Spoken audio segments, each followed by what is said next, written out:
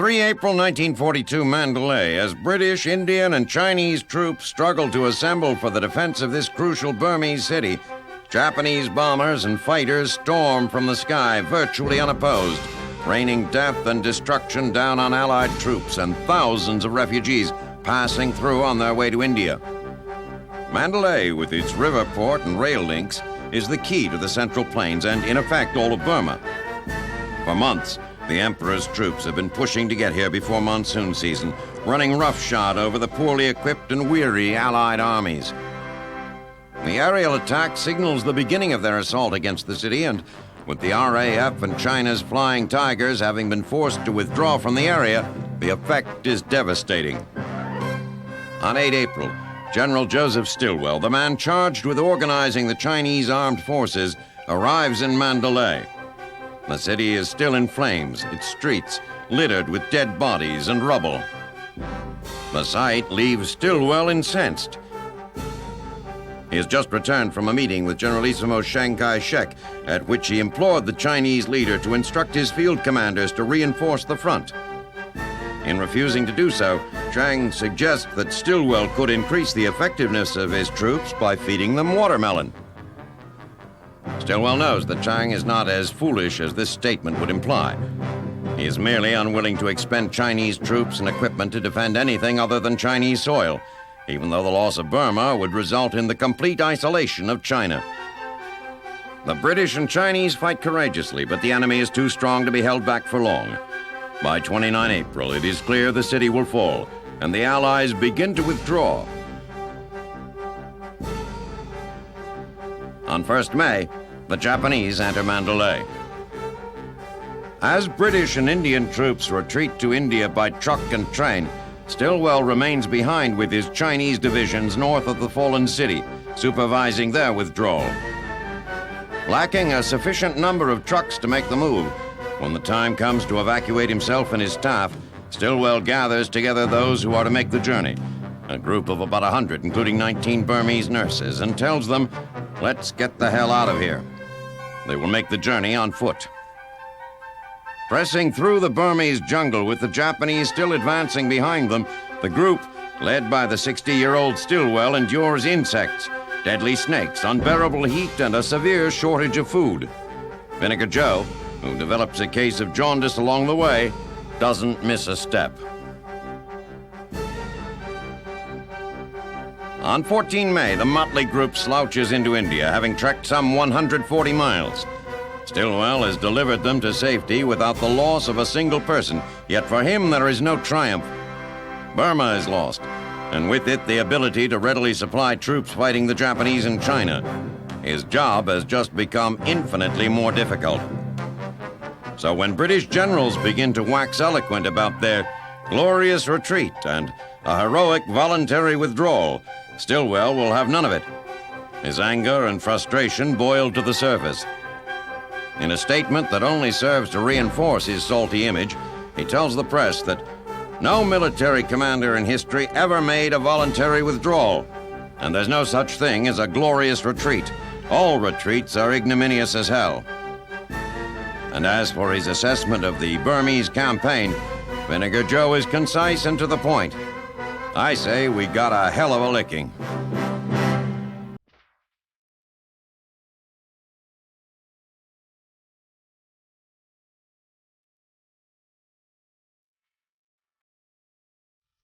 March 1942. In Washington, President Roosevelt signs a directive dividing the Pacific Theater into two commands. Though it is, on its surface, purely a bureaucratic nicety, in reality, it is the result of more than a month of difficult negotiations. It has been clear since the onset of war that the Pacific would have to be split. It is an impossibly large area, from just off the coast of the Americas to the Indian Ocean, covering roughly 1/3 of the Earth's surface. But how to divide that area has been an enormous problem, involving not only international and inter-service relations, but also the enormous egos of some of the key players. It has been assumed all along that General Douglas MacArthur would have command of at least some of the region. Though he arrived in Australia as little more than a refugee, In command of nothing but the few troops able to escape the Philippines with him, he is America's senior general in the region. American diplomats suggest that the Australians nominate MacArthur to command the as yet undefined southwestern Pacific area, and they grudgingly do so, though they prefer Lieutenant General George Brett, who has long served in Australia. The American Navy, which sees the war against Japan as a largely naval conflict, loathes the idea that they might be subject to Army command. When Admiral Ernest King ascended to Chief of Naval Operations, he started lobbying for a naval commander-in-chief of the Pacific. MacArthur is not the sort to play second fiddle to anyone, however, and he and his staff begin their own forceful lobbying campaign. As the Allies engage in largely defensive action in the East, the Joint Chiefs begin secret work on a directive apportioning the Pacific. It should not be, they know, the most pressing matter they have to deal with. All are in agreement that Europe must be won before the Pacific can be fought. But it is something that must be done if the turf war is to avoid becoming more active than the war against the Japanese. The final compromise makes MacArthur Supreme Commander of the Southern Pacific, from Australia through the great island chains of the Philippine archipelago to South Asia. The bulk of the on-land fighting that will have to be done in the Pacific will be done in that area. The remainder of the Pacific, minus a small band off the coast of the Americas, encompasses more territory, but almost no land. That becomes the domain of Admiral Chester Nimitz, who is named Commander-in-Chief of the North Pacific. Not to be outdone, MacArthur immediately retitles himself Commander-in-Chief of the South Pacific. It is an honorific unrecognized by the brass back in Washington, but apparently pleasing to the general himself.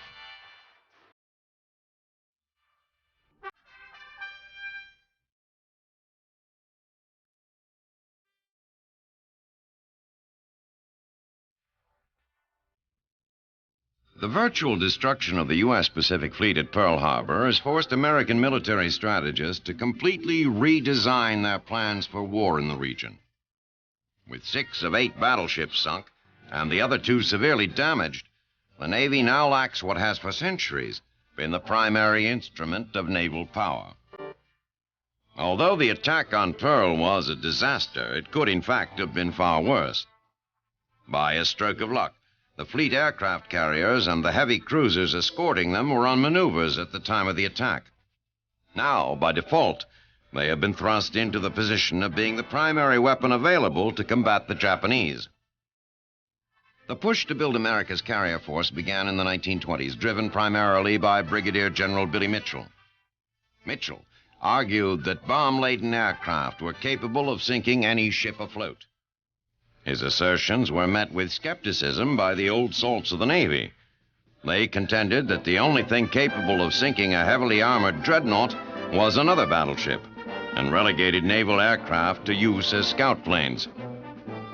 On 21 July 1921, however, Mitchell made his point in dramatic fashion. After months of training, his bombers sank the decommissioned battleship Alabama. While not everyone was convinced of the future of naval aviation, the demonstration prompted the Navy to convert the USS Langley into its first aircraft carrier. Despite the fact that by 1941 the U.S. Pacific Fleet had a total of 3 carriers, there were still those who questioned their usefulness.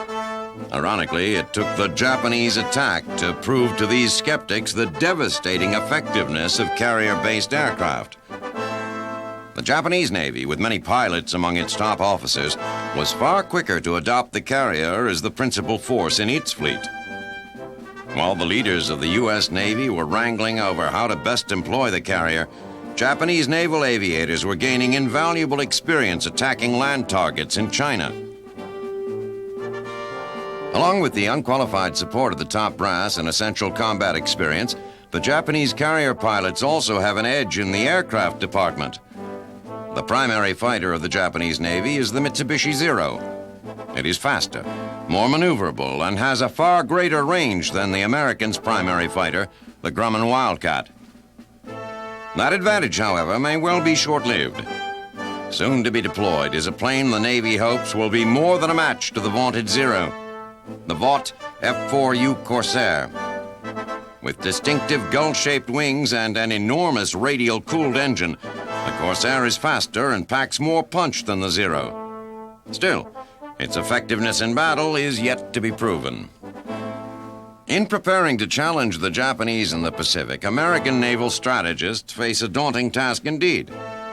With no precedents on which to base their actions, they must take the three carriers at their disposal and employ them in the most effective manner possible. They must check the mighty Imperial Navy, and at the same time learn how to effectively defend the carriers themselves. How they choose to meet these challenges, and how successful their solutions are, will undoubtedly dictate the outcome of the war in the Pacific.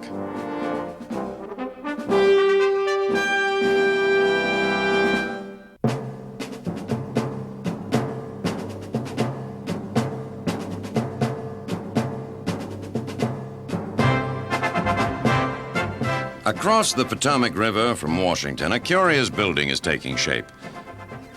It is a building unlike any other, both in its design and intended purpose, and will likely prove one of the enduring monuments of this war.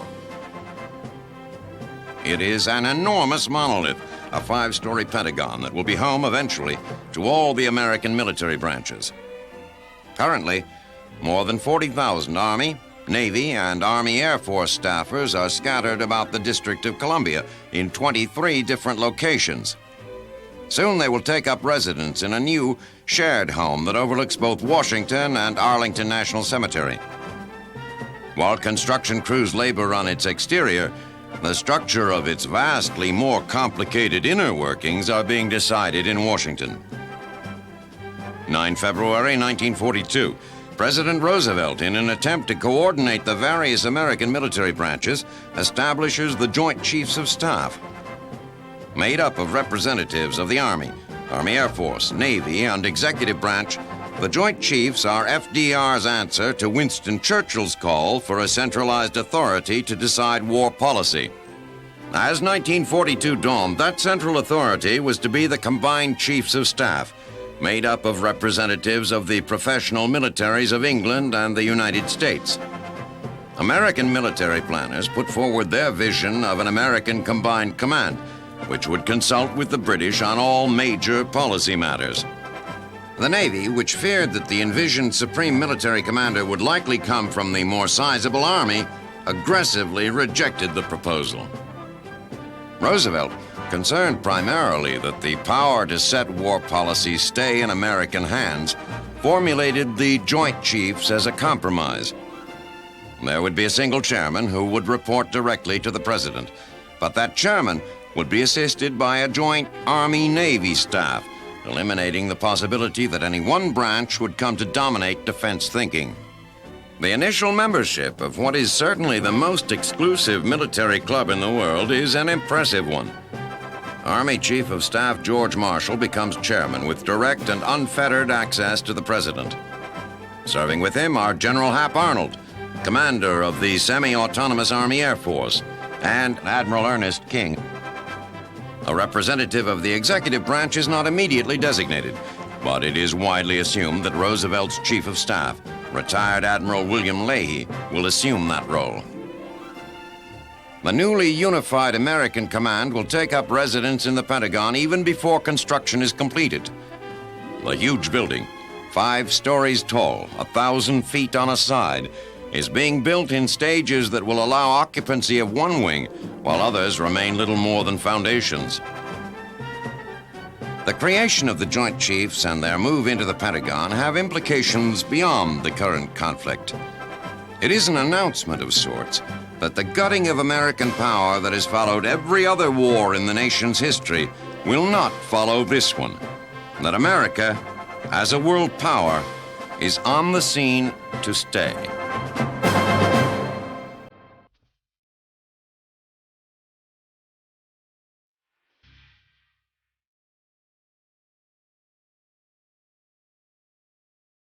As the world is engulfed in fiery conflicts on the land, sea, and air, another, more subtle battle is being waged for the hearts and minds of the men and women on both sides. Rather than bullets, bombs, and bayonets, the weapons employed in this struggle are more commonly newspapers, films, and radio waves. While truth may be the first casualty of war, what is true is often less important than what is believed to be true, and propagandists on both sides are working feverishly to promote their version of the truth. In its effort to gain popular support and promote national unity, the Nazi propaganda machine is unrivaled. Using regular radio broadcasts, strictly controlled newspapers, and epic filmmaking, the Reich Ministry of Information and Propaganda, under the watchful eye of Joseph Goebbels, has rallied the German people, convincing them of the supremacy of the Aryan race and their destiny to dominate the world. The Germans have not just been fed visions of Teutonic nights and vibrant young Germans frolicking in the bright Alpine sun. Hitler realizes that to mobilize the entire German population for war, there must be a common enemy against which they can rally. By promoting stereotypes, the Nazis have cultivated the deep-seated fears of the German people and given them a vile enemy, a dire threat to the survival of the Aryan race, the Jew. The Nazis are certainly not alone in their efforts to sway the emotions of the populace. In the United States, a well-planned and concerted effort has been underway to influence public opinion since well before America's entry into the war. Long before Pearl Harbor, President Roosevelt, through the masterful use of his fireside chats, slowly began to enlighten the American public to the growing tide of fascism in the outside world, and to convince them that it was a serious threat to them inside their homes. While the Nazis may have a more sinister goal, American propagandists have also promoted stereotypes and played on the fears of the public. The Japanese are dehumanized, referred to as Japs or Nips. They are depicted in cartoons as buck-toothed, slant-eyed warmongers. A sense of caution and mistrust is cultivated as films are shown in movie houses, alerting viewers to the evil Nazi spies lurking in the mist. While the propagandists' efforts to unify and galvanize their people have been successful, it is not the only contribution they are making to the war. An ancient Chinese sage once said that the greatest act of generalship was to subdue the enemy without any battles. And that is exactly what the propagandists are trying to do.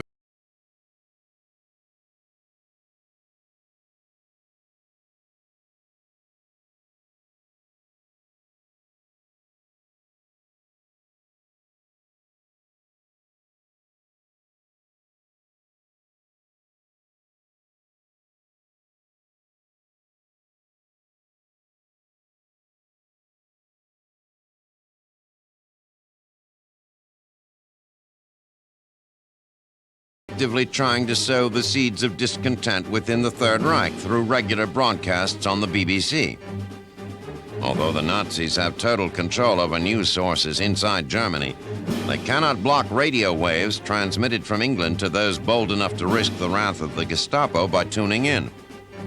As the war continues, so does the endless flow of propaganda from both sides. While there is no way to quantify the effectiveness of these campaigns, they continue to be waged with all the vigor of any contest on the battlefield. Ironically, to the men fighting on those battlefields, who have little access to the facts, it is this very battle of conflicting truths for which they are willing to lay down their lives.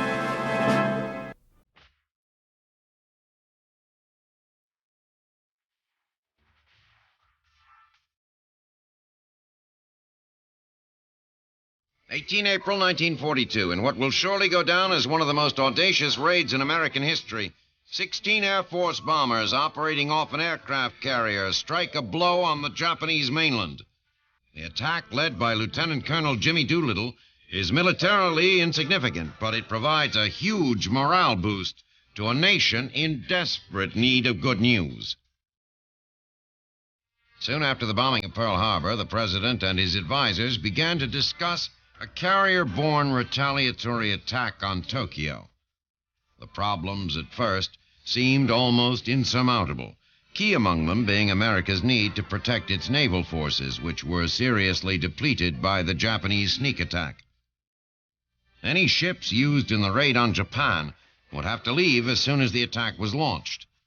The raiders would have to land somewhere on the Asian continent. Even that relatively simple act was complicated by diplomatic considerations.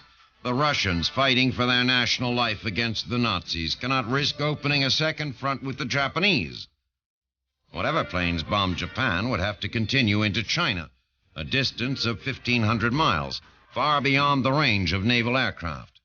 The Air Force, however, has several bombers with ranges greater than 2,000 miles.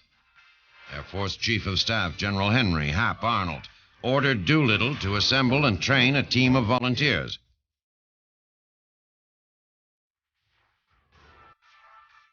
On 2nd April, Doolittle and his raiders, with barely a month's training under their belts, boarded the carriers bearing their bombers and began the long trip across the Pacific. Early on the morning of 18 April, the task force spots a Japanese patrol boat.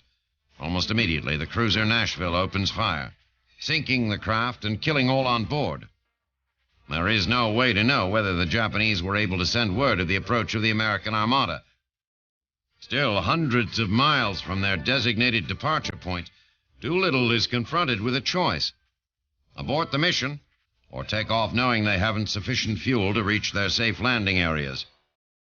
Believing the rewards to be worth the risks, he gives the green light for the mission.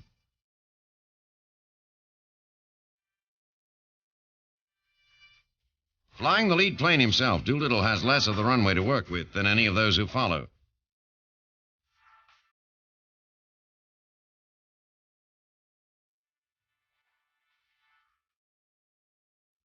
The B-25 trundles slowly forward, and as he runs out of deck, Doolittle pulls the nose of the plane sharply upward. The Navy pilots, familiar with the difficulties of taking off in such a constricted area, gasp in disbelief as the huge bombers, which normally depart from runways nearly a mile long, lift one after another into the overcast sky.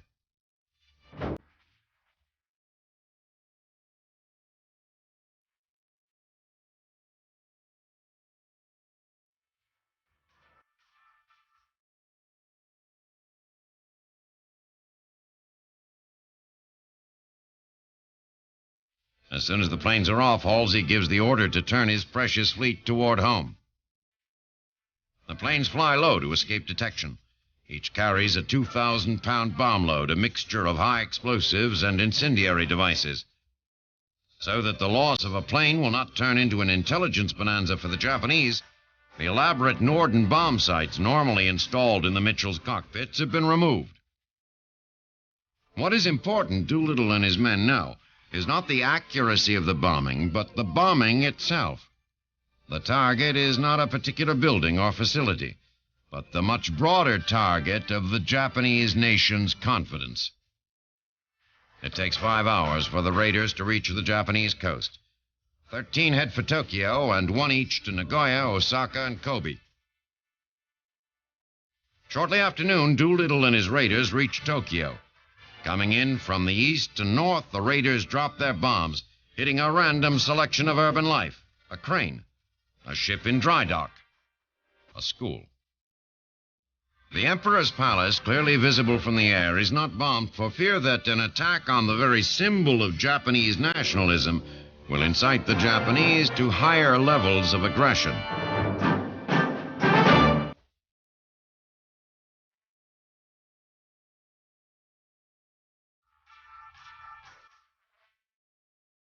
The bombing finished, the planes race onward toward China. Not a single one makes it to its designated landing spot.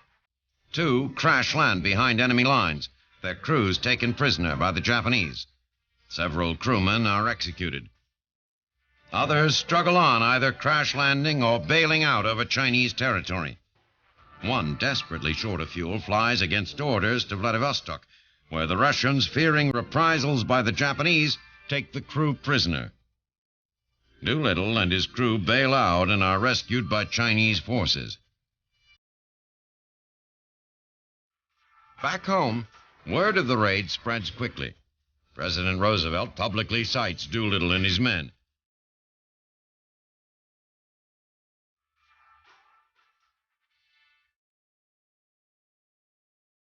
People pour into the streets and celebrate.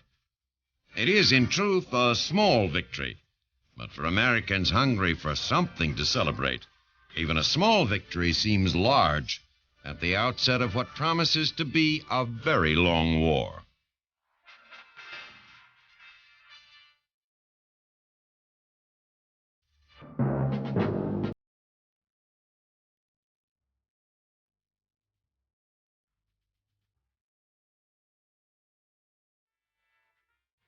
March 11, 1942, the Philippines. As General Douglas MacArthur is ordered by his superiors to abandon the islands for safe haven in Australia, the military situation here grows more dire, and the American command seems beset by miscommunication and confusion. As he departs, the general divides responsibility for the remaining forces among his former assistants, failing as he does so to notify Washington of the changes. The commanders in the U.S. and MacArthur then issue a series of orders that seem out of touch with reality, at least as it is being experienced by troops on the ground. MacArthur orders General George Moore, holed up on the offshore island of Corregidor, to set aside rations for troops trapped on the Bataan Peninsula. Those troops are tired, bloodied, and half-starved, but MacArthur apparently believes they will be able to fight their way through the Japanese blockade and across 2 miles of open water to Corregidor. Washington, on the other hand, sends word to the senior officer in the Philippines to hold Bataan at all costs. That message is addressed to the commander in the Philippines and is intended for General Jonathan Wainwright. But since MacArthur's restructuring of the command, there is no single commander, and Washington's message finds its way not to Wainwright, but to Colonel Lucius Beebe. The confusion dramatizes a lack of consensus by the Allied command on exactly what the future holds for the island forces. Wainwright, who has moved his headquarters to Corregidor, finds himself bickering with a resentful MacArthur over, among other things, how much food is left on Bataan. When Wainwright calls for an air raid to relieve the Japanese blockade, MacArthur refuses, saying he doesn't have enough aircraft. Conditions on Bataan deteriorate, and on 29 March, Wainwright receives a desperate plea from the peninsula. Trapped in their foxholes without food or medicine, the Army forces are on the verge of collapse. Corregidor, itself cut off from resupply, has no food to give, and the fate of Bataan is sealed. On the night of 2nd April, the Japanese launch a huge artillery barrage, blowing a hole 2.5 miles wide in the American defenses. The next day, Japanese forces pour through the breach. From Australia, MacArthur orders a counterattack. Wainwright thinks the order little more than madness, but passes it along to commanders on Bataan. On Easter Sunday, as Japanese overrun the American positions, the dilapidated army mounts a weak offensive. Major General Edward King, commander of Bataan's 1st Corps, defies orders and surrenders. Wainwright watches from Corregidor as the Japanese begin herding American and Filipino prisoners into columns for an 85-mile forced march to prisons at San Fernando. Those who fall behind are shot. Those who are found in possession of Japanese money or souvenirs are presumed to have killed Japanese soldiers and are beheaded. The Bataan Death March, one of the most disgraceful atrocities in the Pacific War, has begun. In Washington, President Roosevelt rescinds his earlier order, giving Wainwright the power, if he deems it necessary, to surrender. On the night of 5 May, Japanese troops land almost undetected on the island. The fight is a short one, and by the morning of the 6th, Wainwright orders his troops to surrender.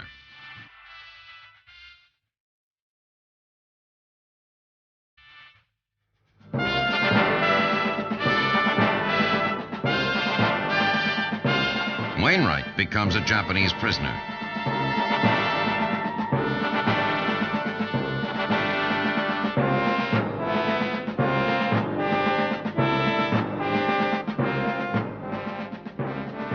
For all practical purposes, organized American resistance in the Philippines has ended.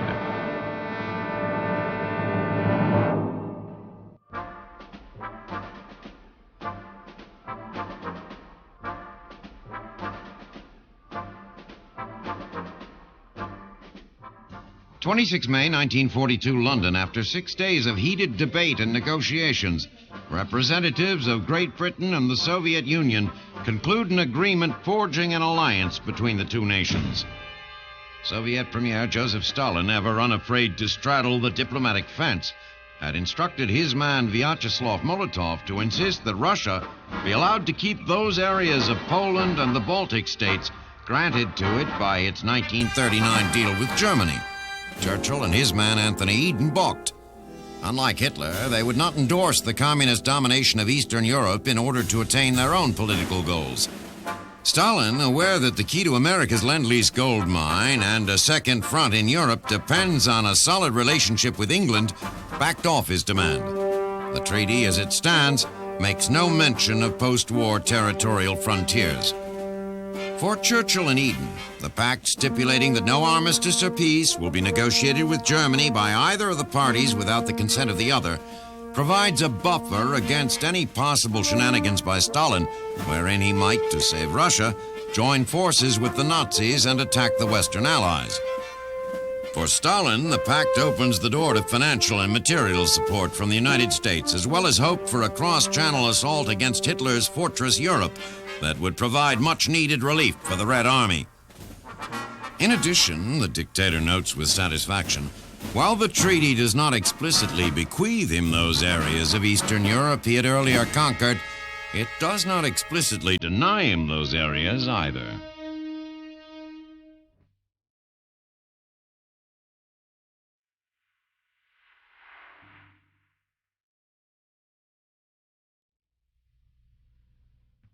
April 1942, North Africa. From his headquarters in Benghazi, Field Marshal Erwin Rommel gazes east toward the positions of the British Eighth Army.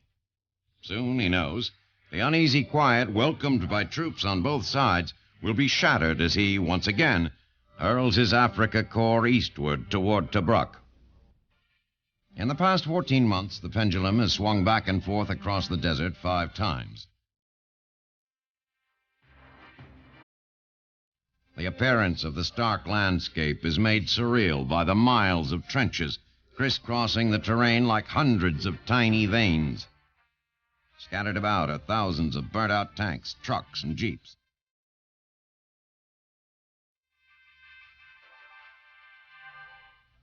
Grave markers stand in silent testament to the fury of the battle that has raged for this godforsaken piece of land. For the men on both sides, this brief respite from the rigors of battle is a welcome break. For months, there has been little time to relax. And now that their commanders have, for the moment, taken a pause, they intend to make the most of it.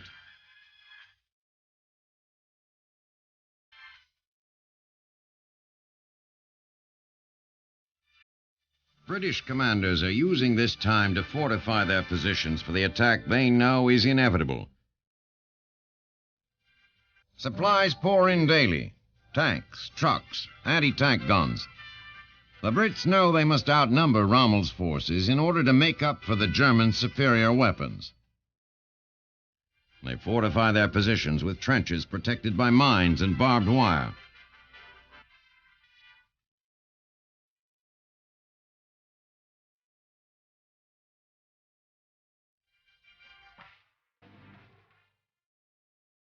The Germans, meanwhile, are busy fighting a supply battle of their own.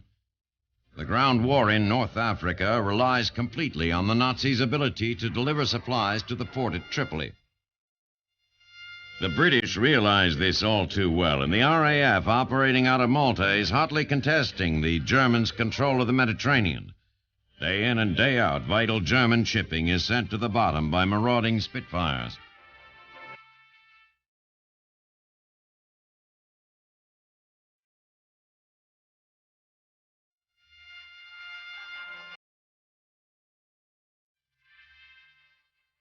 So even though there is a lull in the ground war, the chess match between the British and the Desert Fox continues.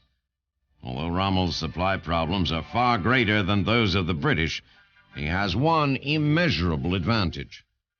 The British commanders, who have been outgeneraled time and again, are now beginning to question themselves. They lack the confidence to make bold decisions on the battlefield, and against a sly adversary such as Rommel, indecision is the first step toward defeat.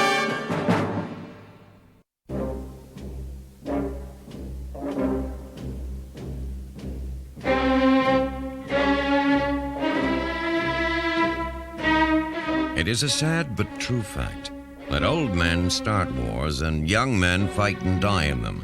This war is certainly no different. All the belligerents, including the United States, have asked a generation of their young men to set aside their lives and march off to an uncertain fate. While the austere, highly regimented routine of life under arms is, for the new recruits of most nations, quite foreign, for the Germans, it is a moment for which they have prepared their entire lives. Long before launching their war of aggression, Hitler and the Nazis began to indoctrinate the youth of Germany with martial training and values. In 1926, they established the Hitlerjugend, or Hitler Youth, an organization intended to educate young Germans for the good of the party. Initially a voluntary group, membership became compulsory in December 1936, and under the leadership of Baldur von Schirach, quickly became an integral part of the Nazi power structure. At age 6, young boys are required to serve an apprenticeship in the Hitler Youth. The spirit of camaraderie and the emphasis on athletics make the group extremely popular with youngsters. Along with the focus on physical activity, the boys are immersed in the National Socialists' political, historic, and racial doctrine. At age 10, after successfully completing a battery of physical and scholastic tests, the boys are allowed to join the young people's branch of the Hitler Youth. Much like the military, the boys are required to swear a personal oath of allegiance to Hitler, promising to lay down their lives for him if necessary. At age 14, the boys become full-fledged members of the organization. After 8 years of education, the boys have thoroughly assimilated Hitler's twisted theories of racial science and German national destiny. Promoting their vision of racial purity and Aryan superiority, the Nazis touted the Hitler Youth as producing young men with minds and bodies of steel. At the 1936 Olympics in Berlin, Hitler was determined to show the world that his young supermen were far better than athletes of inferior races. Much to his consternation, however, Jesse Owens, a black American, captured 4 gold medals in track, setting world records in all 4 events. Despite this blow to their worldview, the Nazis continued to exalt the superiority of the Aryan race and to instill these ideas in their children. As the time for war drew near, the training of the Hitler Youth took on a more practical military nature. Instead of marching or sports-related activities, the thinly disguised exercises and drills were preparing the young men for their coming tasks. Certainly, the astounding success of the German military in the first 2 years of the war can be at least partly attributed to the years of indoctrination and training their troops have had. Whether or not the Hitler Youth can continue to supply the German military with high-quality troops in the numbers necessary to support their far-flung armies remains to be seen. If it can, then Hitler may well realize his goal of world domination. If, however, the demand for fresh troops becomes too great, the young boys of the Hitler Youth may become nothing more than cannon fodder.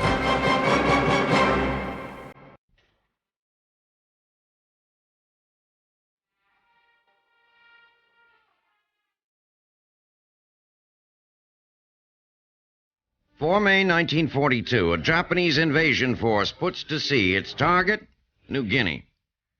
The task force is made up of 11 Army troop transports screened by aircraft carriers, destroyers, and heavy cruisers. New Guinea is key to the Japanese plan to invade Australia. It is a short hop across calm water from the island to Cape York Peninsula in Queensland, and the Imperial plan is to have troops on Australian soil by summer.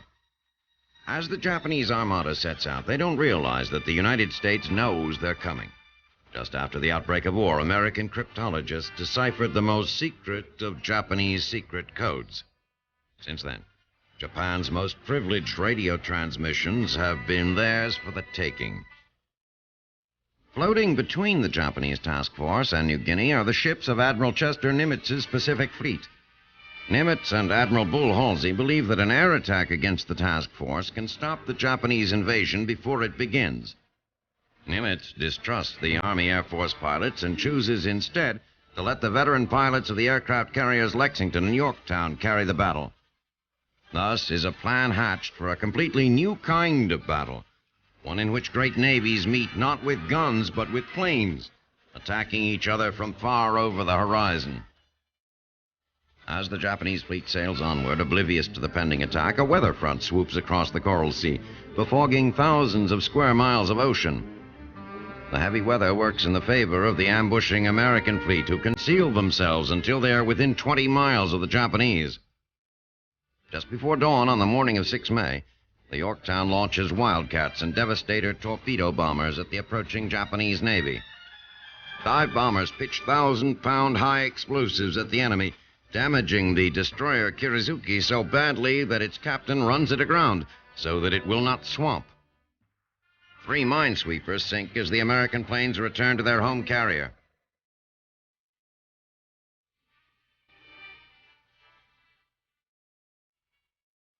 On 7 May, aircraft from the Lexington tracked down the Shoho, the smallest of several Japanese carriers in the area. Rear Admiral Aubrey Fitch launches an attack that catches the Japanese admiral with only 7 of his planes airborne. The Japanese turn their carrier into the wind to launch more fighters, just as the American torpedo bombers approach. The Shoho, steaming straight and steady so that its planes can take off, makes a fat target. 60 dive bombers and 24 torpedo planes finish the ship in less than 10 minutes. Attacks on the larger Japanese carriers, Wikaku and Shokaku, are less successful. The Zuikaku hides in the dark of a rainstorm. The Shokaku is not so lucky. American planes drop 3 bombs on her deck, ending her ability to mount flight operations, but she steams away before a death blow can be dealt.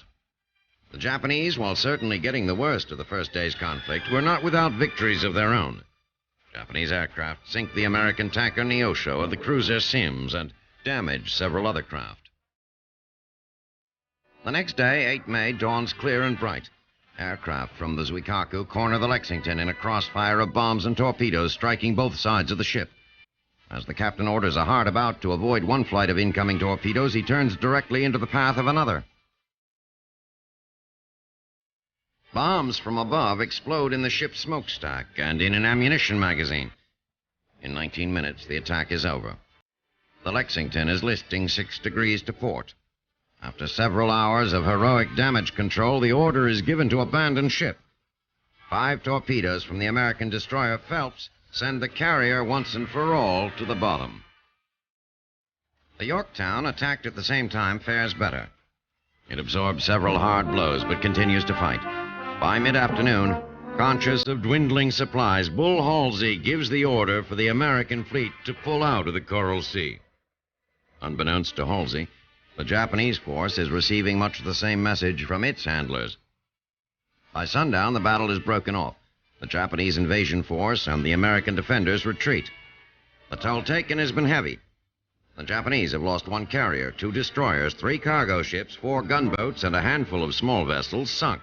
2 other carriers, a cruiser, and a destroyer, sufficiently damaged that they must return to port for repairs. American losses are 1 carrier, 1 destroyer, and 1 tanker. The most important casualty, however, is the Japanese dream of conquering Australia. The invasion force never makes it to New Guinea, and without New Guinea, there will be no Imperial troops coming ashore in Queensland. The Japanese dream of conquering the entire Western Pacific has ended.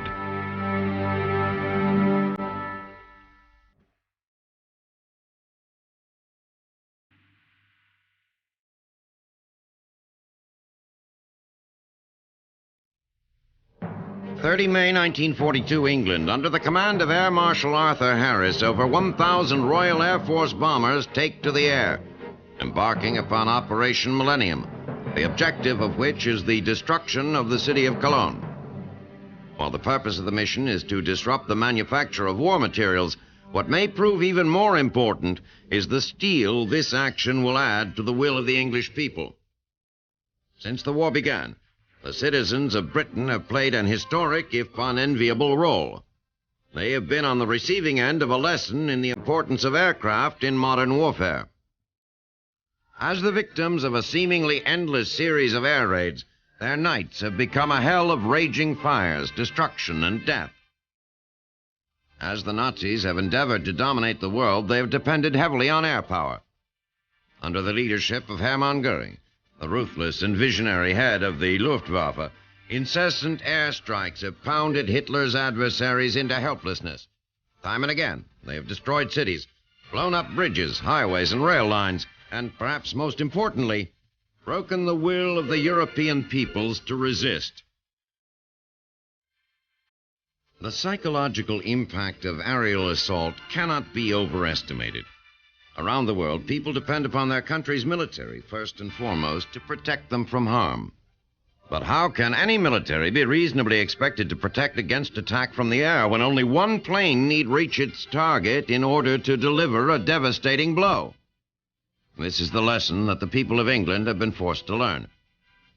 But now, as her citizens ship their children to safe haven in the north and stiffen their upper lips, the Royal Air Force is preparing a reply. As much as the Germans want the war in Europe to be a battle of advanced military techniques, the British are about to turn it into a battle of a nation's will and a people's determination. On the evening of 30 May, the 1,046 planes of Millennium set out for Germany in an airborne caravan 70 miles long. Early the following morning, the citizens of Cologne awakened to the sounds of war as thousands of bombs explode and set their city ablaze. The anti-aircraft guns on the ground remain unused for fear of shooting down Luftwaffe defenders who never arrive. By morning, over 250 factories are in ruins, 45,000 Germans are homeless, and all but 40 of the British planes are safely home. As devastating a blow as the bombs deliver, even more disturbing to the German high command are the weapons dropped by the last airplanes to fly over Cologne. Thousands of leaflets drift down from the sky to the smoldering city below. Addressed to the people of Germany, they state simply, "The offensive of the RAF in its new form has begun." And so, it seems, as the battle of a nation's will and a people's determination.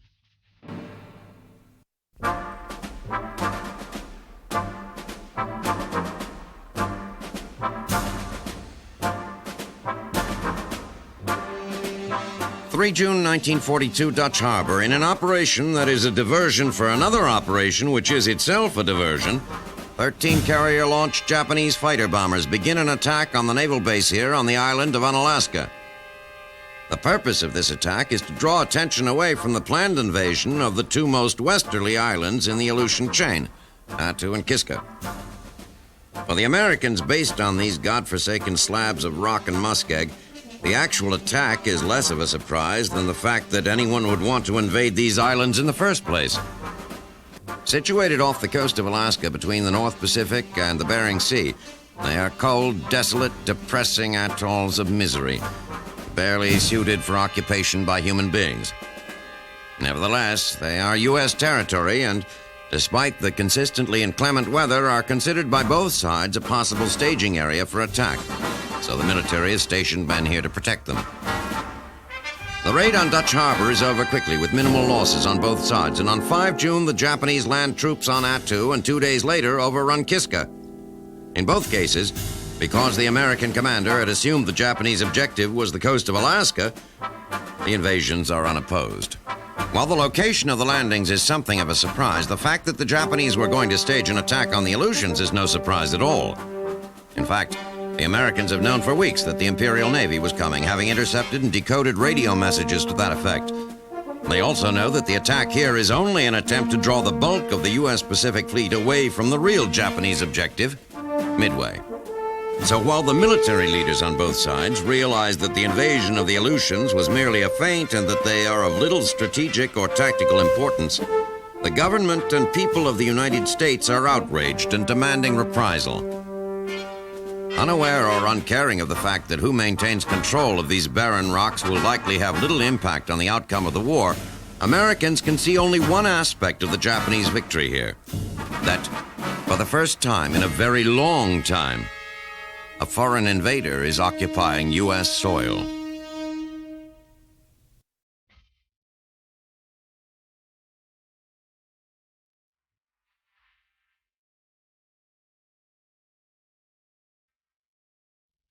May 1942, Tokyo.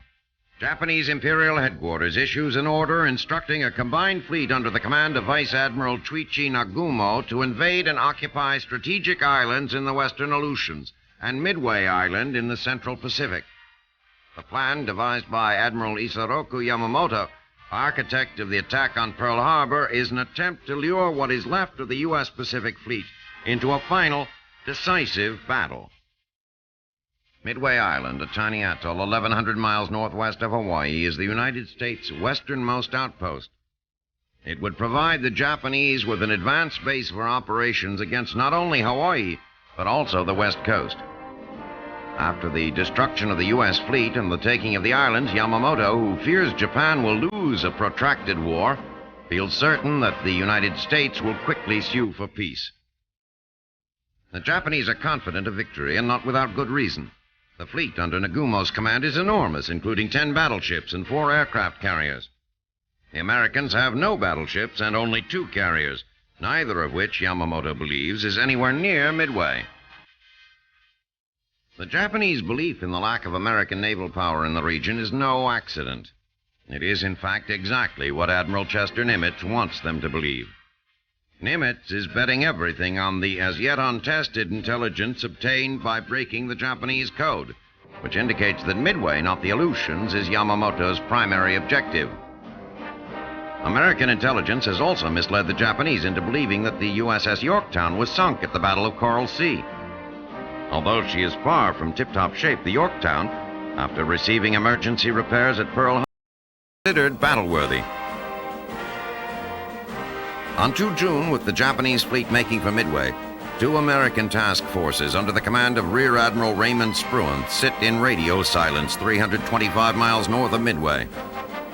With only 3 carriers, the Enterprise, Yorktown, and Hornet, Spruance knows that if the U.S. Pacific Fleet is to survive the coming battle, he must achieve complete surprise, taking out the Japanese flat tops before they have an opportunity to effectively strike at his carriers. It is a tremendous gamble. If it pays off, it would be a devastating setback for the Japanese and perhaps a turning point in the war. If it fails, however, the Americans' ability to contest the Japanese in the Pacific will be virtually destroyed, leaving the west coast of America staring into a rising sun.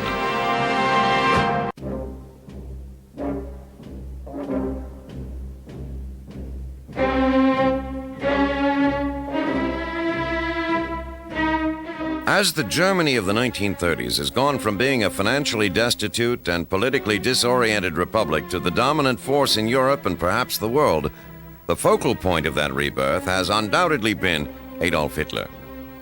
Yet, as with all leaders, he has not arrived, nor does he dwell at his pinnacle alone. Surrounding him are a group of men who, it might be argued, have had as much to do with the rise of Nazism and the transformation of Germany as Hitler himself. Principal among those who can claim credit for Hitler's ascent as leader of the German people is Joseph Goebbels. Functioning as the Nazis' minister of propaganda since 1933, he is the man who crafted the Nazi leader's image, who sold Hitler to the public, not just as a political chieftain, but as savior of the nation. After graduating with a degree in philosophy, a young Goebbels failed in a number of attempts to become a novelist or writer, turning instead to the world of politics, where he soon discovered and became fascinated by Hitler and the Nazis. By 1930, he was the party's propaganda chief, coordinating and conducting a series of election campaigns which led ultimately to Hitler's rise to chancellor. In 1933, Goebbels was appointed head of the newly formed Reich Ministry of Information and Propaganda. Hampered by an unimpressive physical presence and a club foot, Goebbels is nevertheless a brilliant speaker and tireless salesman for the policies of the Reich. A masterful liar, Goebbels is a victim of his own propaganda. He idolizes Adolf Hitler and is the man responsible for bestowing on him the title of Führer and for instituting the now compulsory greeting of Heil Hitler. While Goebbels may be Hitler's most fervent supporter, it is Hermann Goering who is his most trusted subordinate. Recalling their early years together, Hitler said of Goering that he was ice-cold in time of crisis. It is perhaps for this reason that Hitler has designated him as his successor. After serving in the military during World War I, Goering joined the Nazis in 1921 and was appointed Hitler's bodyguard. Shot in the groin during the beer hall putsch of 1923, he became addicted to morphine as a result of the painful wound, and has remained so on and off through the years. After Hitler was appointed Chancellor in 1933, Goering became President of Prussia, where he established two institutions which were to become mainstays of the regime. He opened the first concentration camps, used at the time to detain opponents of the party, and established the state secret police, which soon became known by its acronym, Gestapo. Despite his addiction and the resulting decline in mental stability, Goering has played a major role in many of the Nazis' greatest triumphs. In addition to his responsibilities in Prussia, in 1933 Goering was appointed Minister of Aviation and, in direct violation of the Treaty of Versailles, began a massive buildup of German air power. By 1939, Goering's Luftwaffe was the most powerful air force in the world and became the foundation on which Blitzkrieg was built. In 1940, when Polish leaders in Warsaw rejected demands for surrender, Goering bombed them into submission. Similar attacks led to the victories in Norway and France. It was these triumphs which compelled Hitler to create and appoint Goering to the position of Reichsfuhrer, officially making the corpulent morphine addict the number 2 man in the Nazi Party. Despite his power within the walls of the Chancellery, Goering is not considered by the citizens of Germany to be the most powerful man in the country. That distinction goes to the bespectacled former chicken farmer whose gift for terror and penchant for persecution propelled him to the upper echelons of the party and made him the most feared man in the Reich, Heinrich Himmler. Himmler's base of power is the Schutzstaffel, commonly known as the SS. He has, through deceit, murder, betrayal, and brute force, transformed what was a minor police force into the most powerful and efficient terrorist organization the world has ever known. By way of the SS, Himmler controls the Gestapo, which he commandeered from Goering in 1936, the Waffen-SS, an independent military force intended to challenge the authority of the Wehrmacht, and the entire system of Nazi concentration camps, the vehicle by which he intends to implement the final solution. There are others, past and present, who have contributed to the Nazis' eminence. The names of Bormann, Ribbentrop, Speer, and Hess will all find a place in the annals of history as men who helped lift Hitler to his zenith. But it is these three, Goebbels, Goering, and Himmler, who, through lies, brutality, and terror, have translated the twisted dictator's vision into a horrifying reality. Working alone, Adolf Hitler could never have hoped to fulfill his dreams of conquest. Yet he now stands as master of a continent, propelled by his own madness and by the efforts of a failed author, a morphine addict, and a chicken farmer.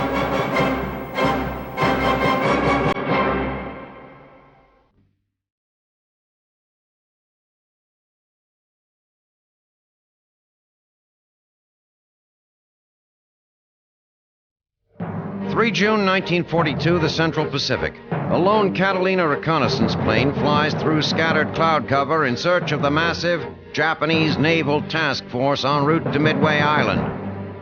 Vastly outnumbered, it is essential that the American fleet find and attack the Japanese before Vice Admiral Tuichi Nagumo knows they are there.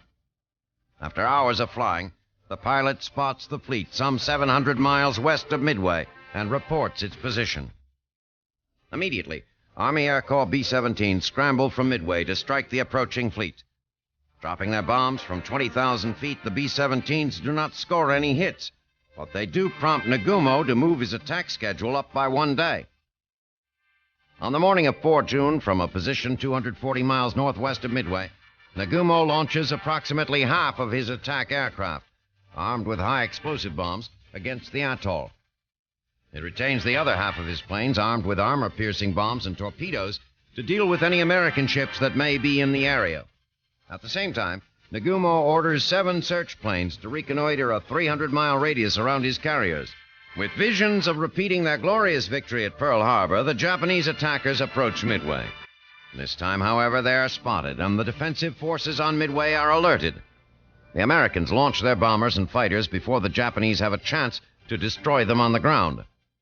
The bombers begin to search for Nagumo's carriers, and the fighters look to intercept the incoming Japanese planes. The Japanese quickly realize this is no Pearl Harbor. They have to fight their way to their target. The American aircraft manage to down several of the attackers before they reach the island.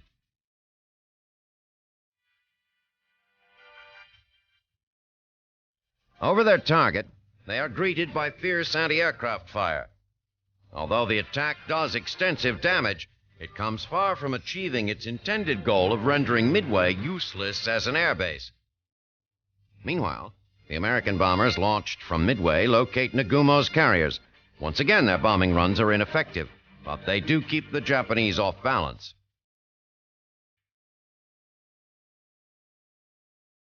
As the attack continues, Nagumo learns from the squadrons returning from Midway that a second strike will be necessary. He orders his remaining planes to be refitted with high explosive bombs more suitable to land attack. While the planes are being refitted with their new payload, Nagumo receives a disturbing report. One of the search planes has spotted an American surface fleet barely 200 miles north. Nagumo orders his remaining planes again to be refitted with anti-ship ordnance. Meanwhile, Rear Admiral Frank Fletcher's task force, centered around the carriers Enterprise, Hornet, and Yorktown, has finally closed to within striking distance of Nagumo. At 150 miles, he is at the outer limits of his aircraft's range. Fletcher and his second-in-command, Rear Admiral Raymond Spruance, decide that hitting the Japanese first is critical and launch their attack. The planes head for Nagumo's last reported position, desperately hoping to catch the Imperial Navy completely unawares. In the meantime, the returning Japanese strike force has reached its carriers. Nagumo decides to retrieve the returning planes before launching a strike against the American task force. With this decision, he seals the fate of his carriers. At 9:40 a.m., Devastator torpedo bombers from the Hornet are the first to spot the Japanese flat tops. Before they can attack the ships, 50 Japanese Zeros flying combat air patrol attack them. Within minutes, all 15 of the Devastators are shot down.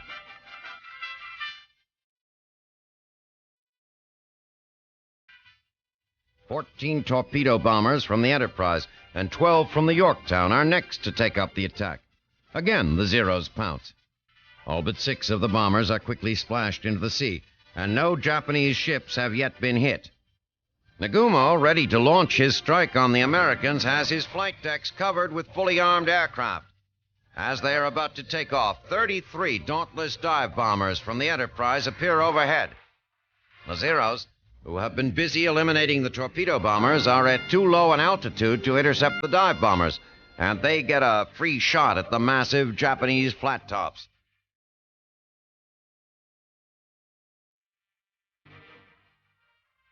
Within minutes, 3 of the Japanese carriers, the Kaga, Akagi, and Soryu, are reduced to infernos of exploding bombs, aircraft, and fuel.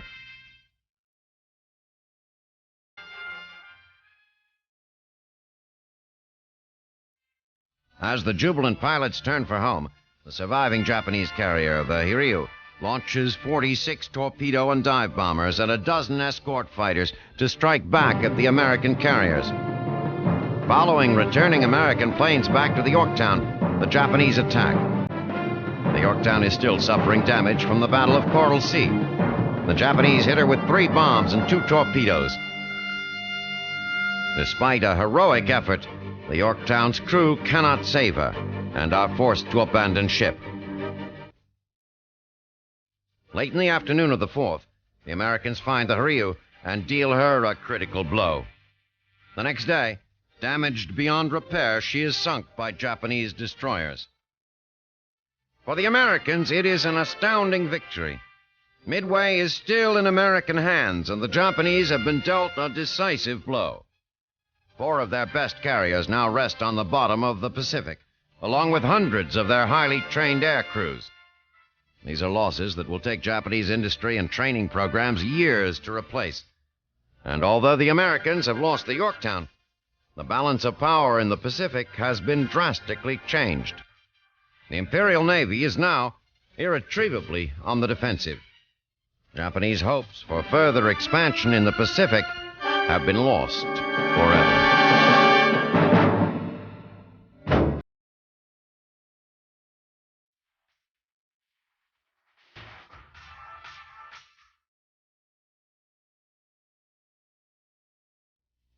June 1942, Washington. President Franklin Roosevelt and British Prime Minister Winston Churchill, having arrived in the capital after a brief but pleasant visit to the President's estate in Hyde Park, New York, begin informal discussions regarding the nature of Allied operations for the remainder of 1942 and 1943.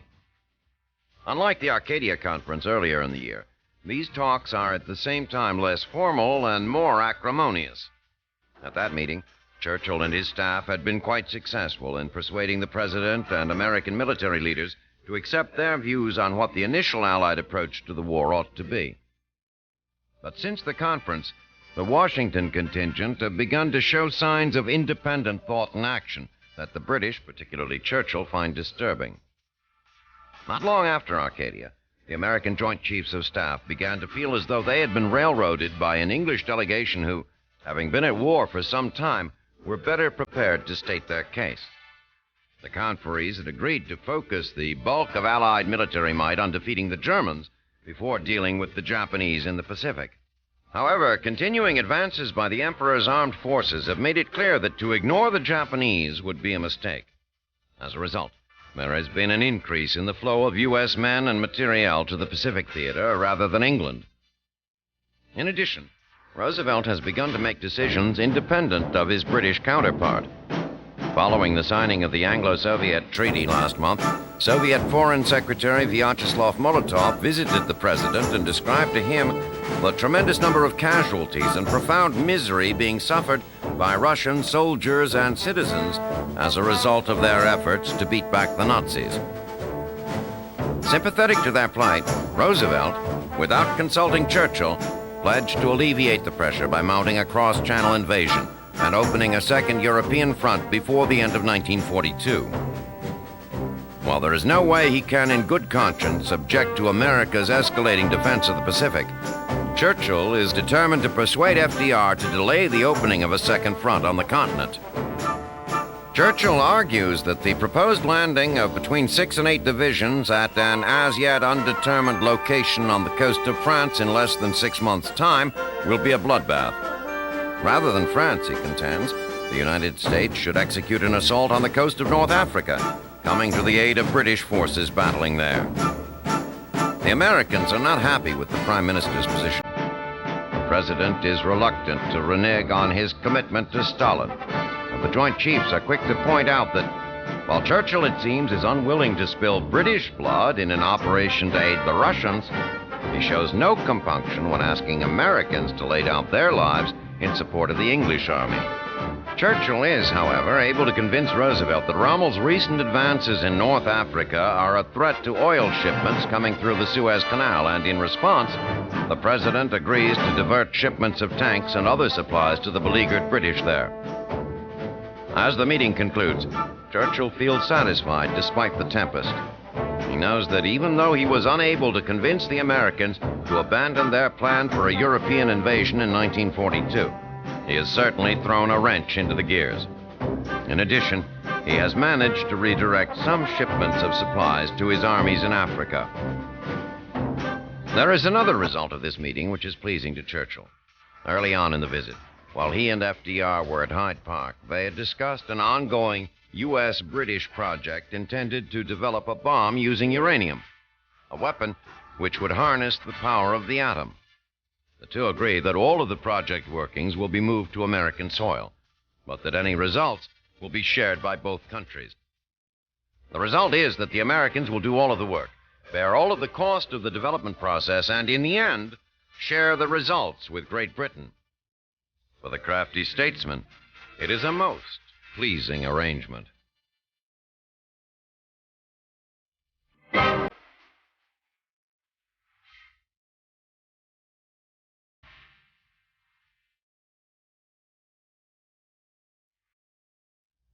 June 1942, North Africa. On the stinging sands of the desert, the British and Nazi armies are squaring off for what may be the final battle to determine the continent's future.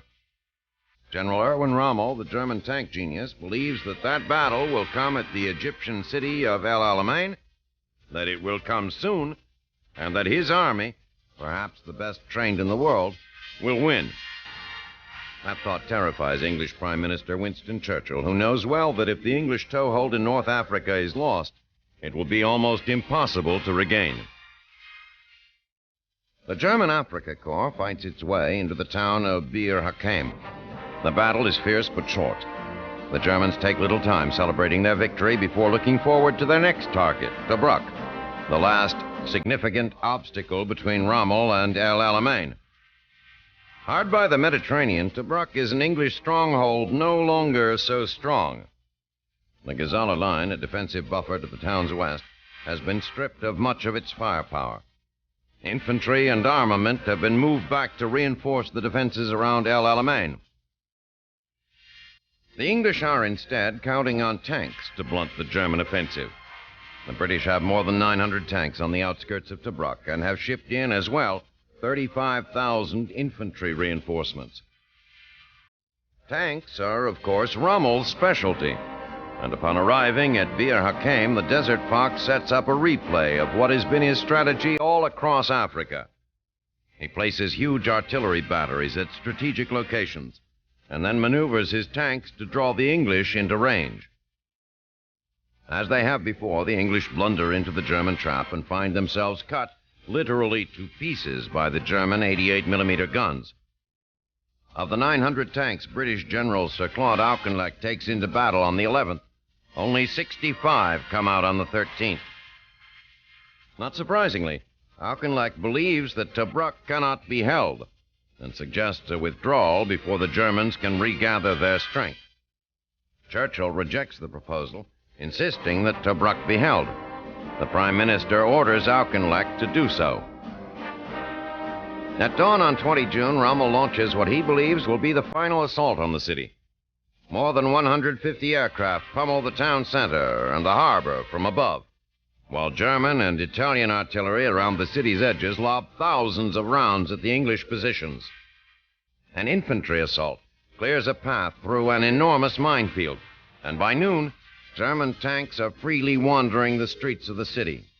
What English commanders had hoped would be an orderly evacuation of Tobruk degenerates into chaos. The English headquarters moves from place to place, only steps ahead of the advancing Germans.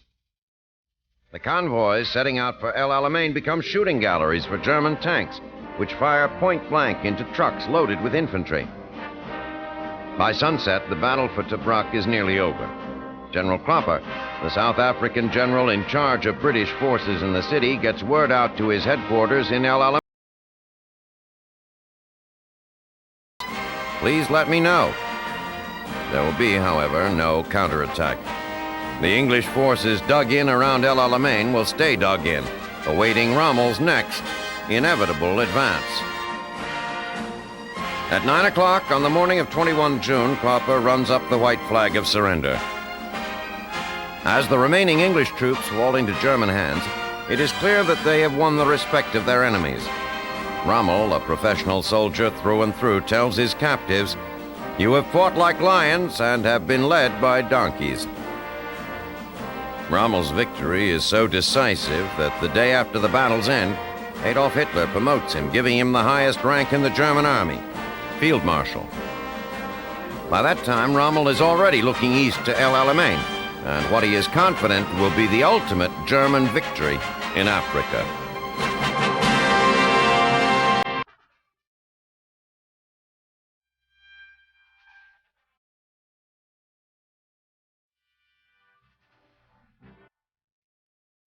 To those who know him, it seems appropriate that New Year's Eve, 1941, marks the date of Admiral Chester Nimitz's assumption of the command of the Pacific Fleet in Pearl Harbor. The new year is customarily viewed as a time for personal change, but Nimitz's appointment may lead to a period of extraordinary change for the Navy. Despite his 56 years, he is a youthful, vigorous man with a passion for new ideas and bold concepts for the future direction of naval warfare in the Pacific theater. As interested as Nimitz is in guiding the Navy according to his new vision, his opinions are rooted in a reverence for naval history and on his own decades of military experience. Born and raised in Texas, Nimitz had never seen an ocean when he set out for his first year at the Naval Academy. As he would in all new experiences, he excelled, graduating 7th out of a class of 114. Following graduation, he was among an elite group of young sailors who were chosen to join the Navy's new experimental submarine force. By embracing the submarine, he began to distinguish himself as a man with a keen mind for recognizing the possibilities of new technologies and for developing tactics which best exploit their strengths. By the end of the First World War, Nimitz was a commander and one of the foremost submariners in the Navy, but he realized that in order to continue advancing his career, he would have to transfer to the regular service fleet. His experience as captain of several ships over the following years was particularly timely, as he was afforded the opportunity to witness the early development and growing pains of the aircraft carrier. Despite his distinguished career and boundless energy, it nonetheless came as a surprise when, on 13 December 1941, Secretary of the Navy Frank Knox told Nimitz that he was to take command of the Pacific Fleet. Nimitz was told that one of the reasons for his promotion was the Navy's desire to send someone to Pearl who could ease the fear and shame of the survivors of the attack. Upon his arrival, he gathers the men together and tells them simply that they were not to blame for what happened, that he has complete faith in their abilities, and that he wants very much for all of them to remain under his command. Morale improves immediately. Seeing the aftermath of the attack firsthand, Nimitz states that in his estimation, the Japanese blow has not been so devastating after all. Pearl Harbor remains a viable naval facility. The machine shop, the submarine base, and millions of barrels of oil were untouched in the attack. As a result, the Navy does not have to retreat to California. Realizing that lack of information is the principal reason for the success of the Japanese attack on Pearl Harbor, he insists that he receive all intelligence information raw as it comes in, knowing every second that passes is one in which he could already be countering Japan's plans. As Nimitz sees it, the most effective way to renew the strength of the fleet is through use of the aircraft carrier. While he regrets the tragedy of December 7th, he is nonetheless relieved that the ships sunk were battleships, not carriers. The attack, for Nimitz, points plainly ahead towards a day when the battleship, long the center of naval warfare, gives way to the newer, smaller, quicker, and ultimately more powerful carrier. And while many in the Navy argue that our reliance on the battleship has brought us peace in the past, Nimitz maintains his faith that it is the carrier that will bring us peace in the future.